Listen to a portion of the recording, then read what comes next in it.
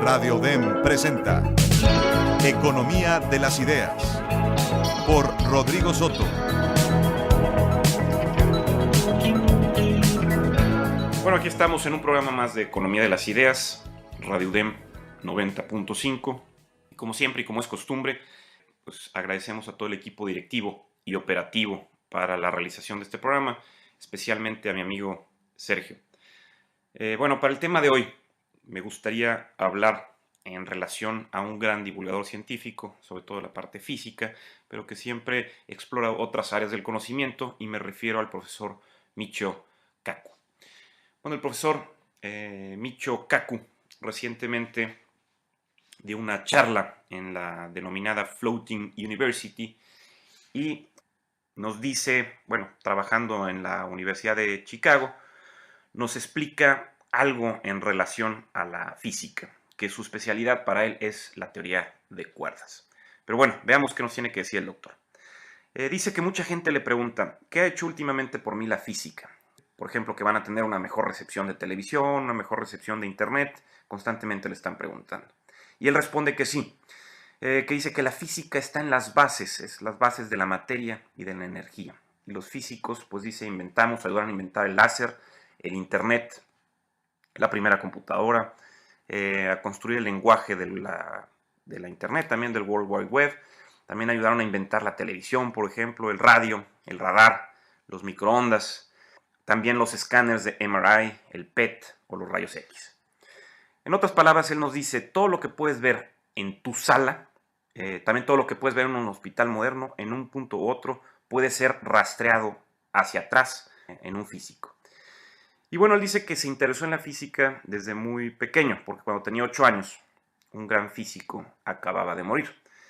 Y las fotos que se publicaban en los periódicos eran en relación al escritorio de ese físico, es decir, de Albert Einstein. Y bueno, también hacían reseña de ese escritorio de Albert Einstein sobre un manuscrito que no había terminado este gran científico, que había dejado inconcluso. Entonces, bueno, la pregunta del doctor Kaku es, bueno, ¿por qué no lo pudo terminar? Si era una tarea, era un problema de dedicación. Entonces, pues él se decide a averiguar qué es lo que había sido este manuscrito inconcluso, cuál era el tema. Y años después se dio cuenta de lo que era que estaba buscando la teoría del todo. Es decir, una ecuación que resumiría todas las físicas, todas las ecuaciones del universo en una sola. Una ecuación similar a lo que es E es igual a mc al cuadrado. Que por ejemplo esa ecuación nos devela por qué las estrellas brillan, por qué la galaxia se ilumina, por qué tenemos energía en la Tierra. Pero en este sentido se buscaba también que esta teoría pudiera responder a todo. Bueno, también nos habla de que como joven, este doctor Kaku, pues siempre le gustó o se interesó, por ejemplo, en las series televisivas, y en su época la de mayor fama era la de Flash Gordon. Y eran pues naves estelares, pistolas de rayos láser, pues el protagonista principal. Pero se dio cuenta de algo muy en específico, que él, bueno, ciertamente decía, no tengo yo los músculos de Flash Gordon, no tengo la altura y el pelo rubio de este personaje, pero había una parte importante que él se dio cuenta, era un físico que estaba dentro del show, que era, por ejemplo, el que había descubierto las pistolas de rayos láser, era el que había descubierto las naves estelares, y entonces él también había creado, por ejemplo, el escudo de invisibilidad. Entonces se le daba toda esa fuerza al físico, o el físico era algo muy importante para la parte del show, no solamente el personaje de Flash Gordon. Entonces, lo que se dice es que la física está en la base de todo, o es lo que pudo él entender. En los instrumentos, en pues toda la magia de la creación, todas las maravillas de la era tecnológica, está el trabajo de un físico. Entonces, por ejemplo, aquí podemos hablar de la física de lo imposible y que mucha de la ciencia ficción que bueno, se relaciona con las leyes de la física, este, pero que tal vez no sea posible hasta dentro de, por ejemplo, 100 años, o a lo mejor pueda tener todavía mucho más tiempo para que se desarrolle, como por ejemplo los viajes en el tiempo, los saltos en el hiperespacio, otras dimensiones, portales a través del tiempo, puertas estelares, agujeros de gusano. Por ejemplo, él dice, bueno, si fuéramos a conocer a sus bisabuelos o personajes del año, por ejemplo, 1900, pues serían granjeros, ¿verdad? Con poca tecnología, con poco desarrollo científico y tecnológico, y pues donde la comunicación a larga distancia, pues nos decía, solamente era gritarle al vecino de junto y ya con eso podían comunicarse. Pero si nos vieran ellos ahora, con por ejemplo todas las iPads, iPods, los iPhones, las computadoras, la facilidad que es hablar o hacer videoconferencias ahorita con otra persona al otro lado del mundo, pues ciertamente nos verían como personajes, como magos, como hechiceros por todo este desarrollo científico y tecnológico.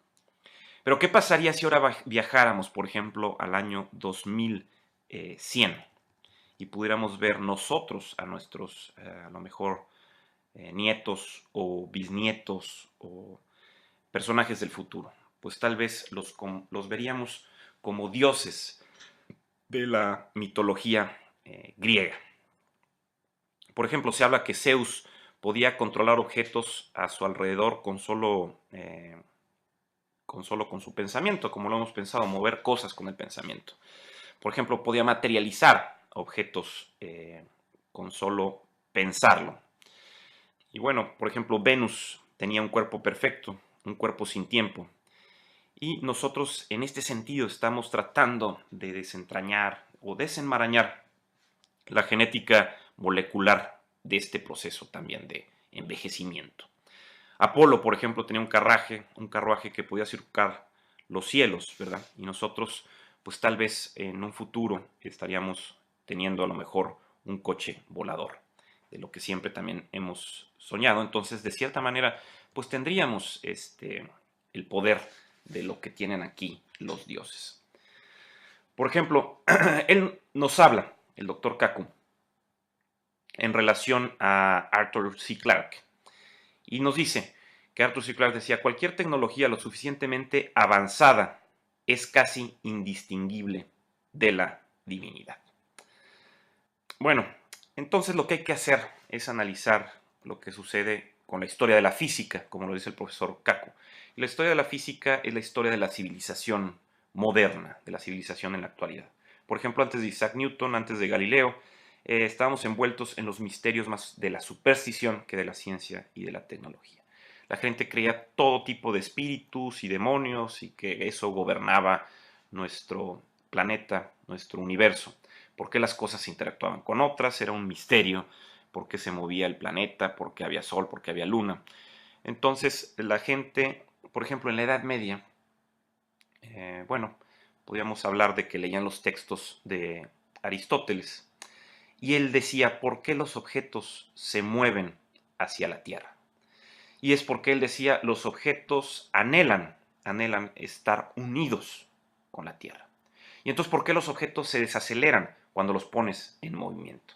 Bueno, pues él decía que los objetos en movimiento se detienen o llegan a un punto en que se detienen porque se cansan. Eso es lo que decían los trabajos de Aristóteles, que se mantuvieron vigentes casi por 2000 años hasta que llegó el comienzo, por así decirlo, de la era moderna con Galileo e Isaac Newton. Bueno, el principio de la física moderna, por así decirlo, pues se nos dice que cuando los antiguos miraban al cielo, el cielo estaba lleno de misterio y de asombro, como lo estuvimos diciendo, ¿verdad? Y en el año 1066, por ejemplo, es una fecha muy importante en el calendario británico, porque sucede que surcó un cometa los cielos en el campo de batalla de Hastings. Entonces asustó a las tropas, este cometa, a las tropas del rey Harold, y un joven británico pues avanzó y derrotó al rey Harold en la batalla de Hastings, creando lo que podemos decir como la monarquía moderna en Inglaterra.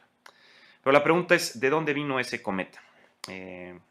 ¿Por qué había llegado misteriosamente en la batalla de Hastings y anunciado, por así decir, la monarquía? Bueno, posteriormente, ese mismo cometa que inició, por así decirlo, la monarquía británica, pasó nuevamente sobre Londres en 1682. Y esta vez todos se preguntaban, bueno, ¿de dónde vienen los cometas? ¿De dónde salen estos cometas? ¿Será que ellos pueden anunciar la muerte de los reyes? ¿Son mensajeros del cielo? Entonces, haciéndose todo este tipo de preguntas, un hombre se atrevió a penetrar en los secretos de los cometas. Y fue Isaac Newton, con solamente 23 años de edad, se tropezó con una de las fuerzas universales, que es la gravitación, que es la gravedad. Bueno, en este sentido, Isaac Newton estaba caminando, dicen que de regreso a su casa en Wilstorp, y vio caer una manzana al suelo, como nos lo relatan otros cuentos, otros recuentos. Isaac Newton entonces se hizo la pregunta clave que ayudó a desentrañar los cielos, por así decirlo. Y la pregunta es, si las manzanas caen, ¿también la luna cae? Y pues era una pregunta interesante, a lo cual la respuesta fue sí, efectivamente, también la luna cae. Y esa respuesta desbancó miles de años de misterio y especulación sobre los movimientos celestiales. Es decir, la luna está en caída libre, como lo sucede a la manzana. La luna, por ejemplo, está constantemente cayendo hacia la Tierra, pero no golpea la Tierra porque gira alrededor de ella y con la gravedad está ligada o unida por una fuerza, es decir, por la gravedad que ejerce la Tierra y se encuentra girando entonces esa luna. Y se dio cuenta que las matemáticas, por ejemplo, Newton, de los 1600, pues no eran suficientes para trabajar con los movimientos de una luna que estaba en constante caída. Entonces lo que hizo Isaac Newton es, otra vez decimos a la edad de 23 años, no solo es descubrir la gravedad, sino también creó el cálculo.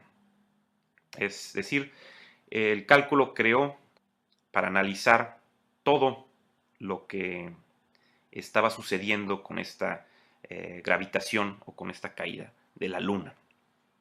Entonces, las matemáticas de su época, incapaces de calcular todas estas trayectorias, todos estos movimientos de los objetos que están cayendo, Isaac Newton descifró entonces los movimientos de la luna y pudo darse cuenta que si entendía la luna que estaba ahí en esta gravedad, pues también podía entender lo que sucedía con otros planetas del sistema solar.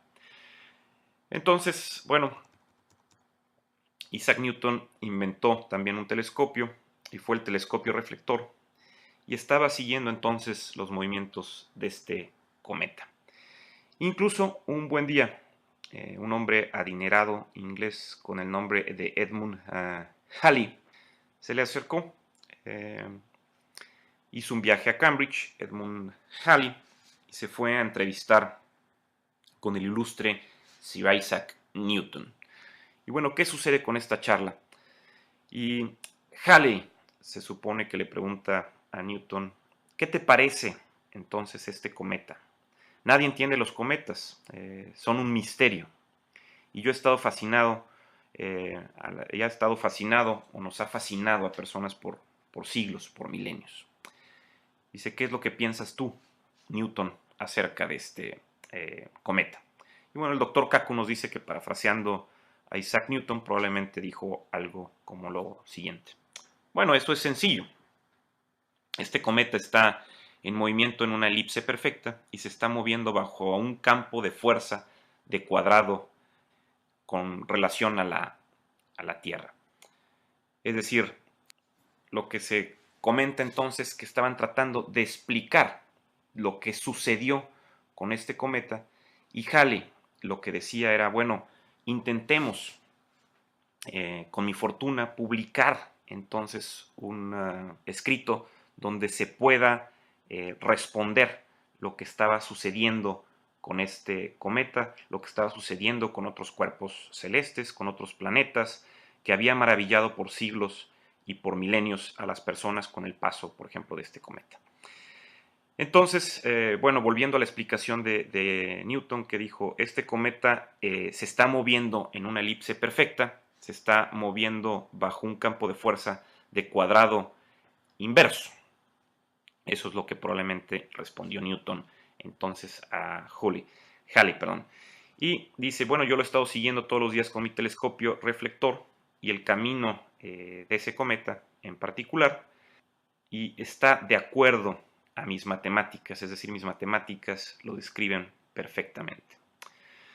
Y bueno, dice, luego no sabemos lo que dijo Halley, o Edmund Halley, y dicen, bueno, debe de haber dicho esto. Bueno, lo que dijimos, ¿por qué no se publica algo al respecto y se explica de forma científica esta historia? Y de ser correcto, si tú tienes esas matemáticas entonces que explican pues el movimiento de este cometa, estás develando los secretos de los cielos, nos estás dando a entender de dónde vienen los cometas, cómo se mueven los planetas. Y dijo, bueno, le dijo, como soy un hombre pues adinerado, costaría mucho tal vez resumir ese cálculo y todos los movimientos, pero hagamos un esfuerzo para publicarlo.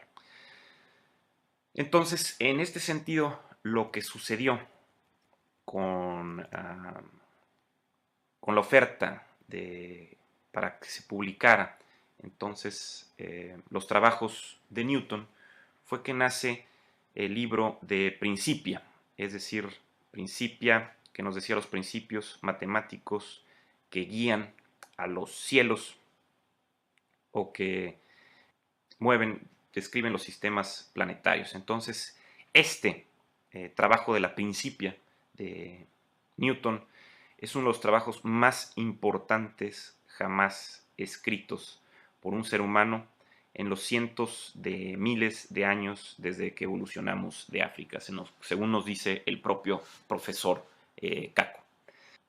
Es decir, con este libro nos damos cuenta de que se inicia una física del universo, fuerzas que controlan el movimiento de los planetas, fuerzas que pueden ser calculadas, fuerzas que gobiernan el movimiento de las balas de cañón, cohetes, piedras, todo lo que se mueve y que se mueve de acuerdo a unas leyes del movimiento, a unas leyes establecidas y al cálculo de Sir Isaac Newton.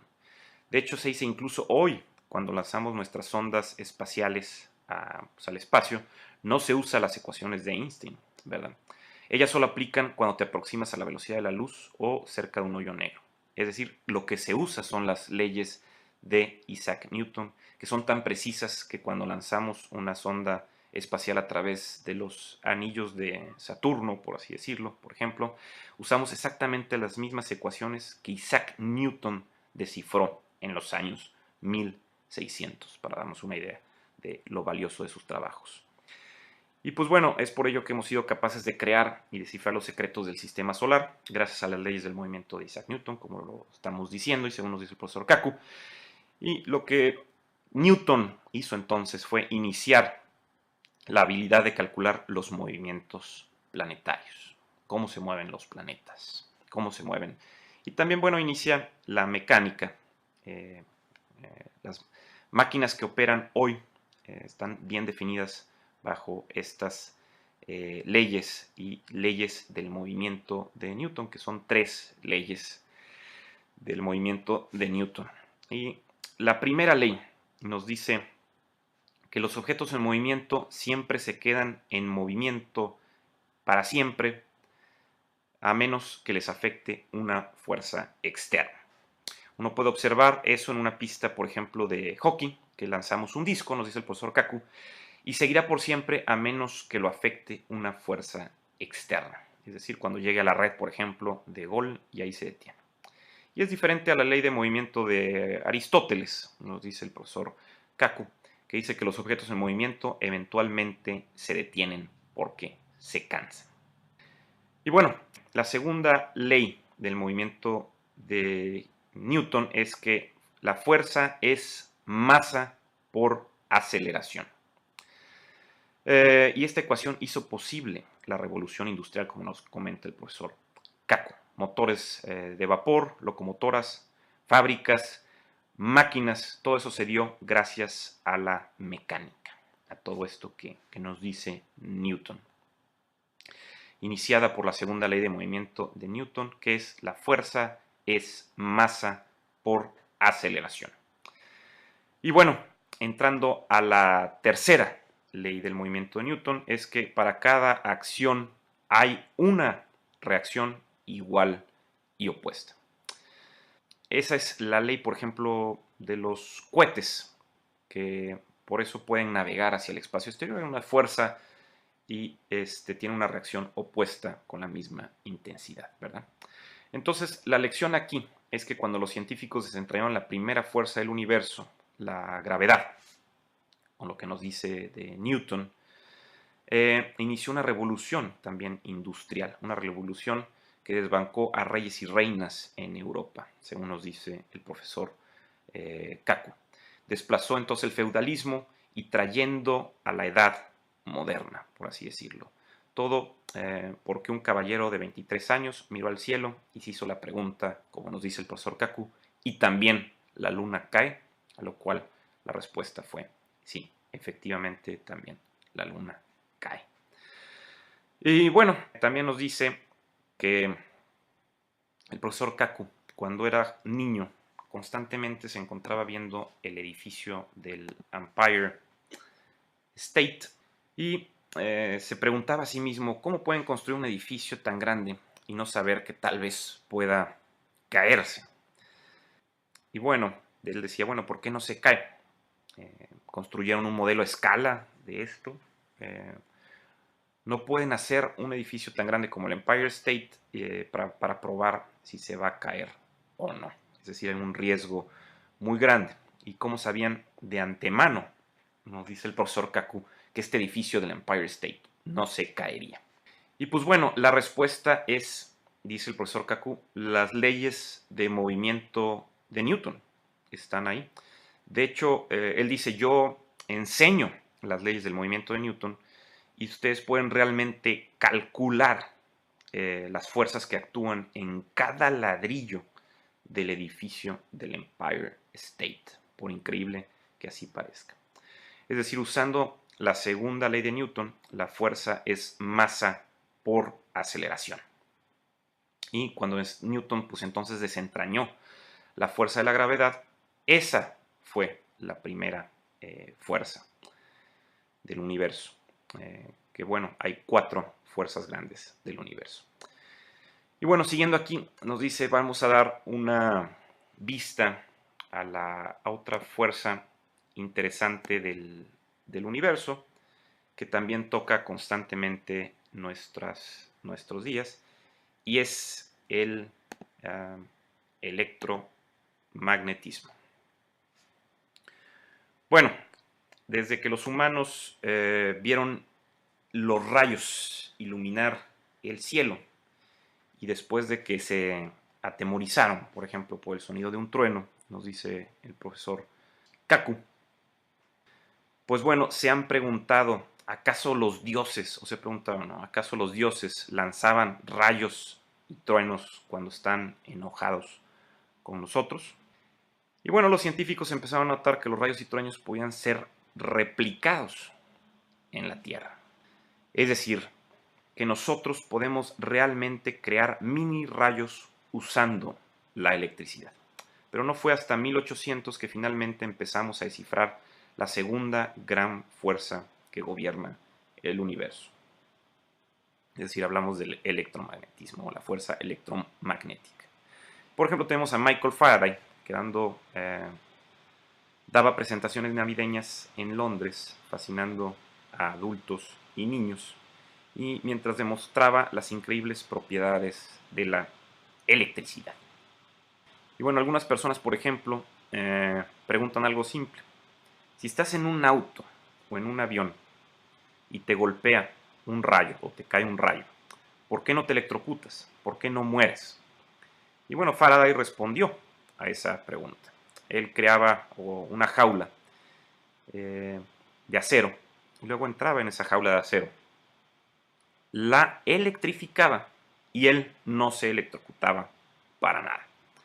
A esto se le conoce como la jaula de Faraday, y cada vez que entras en una estructura de metal, nos dice el profesor Kaku, estás protegido por este objeto metálico de cualquier choque eléctrico. Y bueno, lo que Michael Faraday hizo o contribuyó fue a desatar la segunda gran revolución. Con algo llamado la ley de Faraday, pues bueno, un cable móvil en un campo magnético fluctúan sus electrones creando una corriente eléctrica. Esa simple idea desató la revolución eléctrica y es por eso que tenemos generadores hidroeléctricos, por ejemplo. Después, por ejemplo, por eso tenemos diques o presas que pueden producir enormes cantidades de energía, y también por la razón que se construyen plantas nucleares. Es la razón que tengamos también electricidad en nuestros cuartos, y en una escala pequeña, nosotros, por ejemplo, utilizamos la energía esta cuando ponemos una lámpara en una bicicleta y el movimiento de la rueda hace girar un magneto. Y entonces el magneto fluctúan los electrones en un alambre y genera electricidad que ilumina, por ejemplo, la lámpara de esa bicicleta. Entonces, por así decirlo, nos dimos cuenta que la electricidad y el magnetismo fueron unificados en una sola fuerza. Y alguna vez pensamos que la electricidad y el magnetismo, por ejemplo, dice el profesor Kaku, eran cosas separadas. Y ahora sabemos que de hecho son la misma fuerza. Es decir, electricidad y magnetismo son la misma fuerza. Entonces, si un magneto móvil puede crear un campo eléctrico, es decir, se relacionan, esto quiere decir que un campo eléctrico móvil puede crear entonces un campo magnético. Pero nos dice el profesor Kaku, si se pueden crear entre ellos, ¿por qué no pueden oscilar y crear una onda en la que los campos eléctricos móviles crean magnéticos o campos magnéticos que crean campos eléctricos, y así pues hasta el infinito? Y bueno, alrededor de la era de la Guerra Civil Americana, un matemático y físico que se llamaba James Clerk Maxwell, pues calculó, usando el trabajo de Faraday, la velocidad de esa onda en cuestión que estábamos diciendo. Y uno de los más grandes descubrimientos de todos los tiempos con James Clerk Maxwell es que calculó la velocidad de esta onda y descubrió que era la velocidad de la luz. Entonces hizo este increíble descubrimiento, como estamos diciendo, en donde dijo que esto es la luz. Entonces la luz es una onda electromagnética. No es accidentalmente que viaja a la velocidad de la electricidad, y es la luz misma. Es decir, estas ecuaciones que fueron descritas por James Clerk Maxwell nos ayudaron a entender cómo se comportaba también el electromagnetismo. Bueno, siguiendo con estos trabajos de Faraday, de Maxwell, se inició toda una revolución en lo que es la física. Pero bueno, me gustaría seguir hablando de esto, pero estamos ya sobre de tiempo, entonces me voy a permitir cortar hasta aquí y trabajar en un segundo programa para continuar con esta maravillosa descripción que nos da el profesor Michio Kaku en relación a la historia de la física, en relación a su cátedra que dio en la Universidad flotante o The Floating University con su charla The Universe in a Nutshell. Pero bueno, continuaremos esto en otro programa por razones de tiempo. Les agradezco que nos hayan acompañado. Economía de las Ideas, Radio UDEM 90.5 y nos vemos en la siguiente.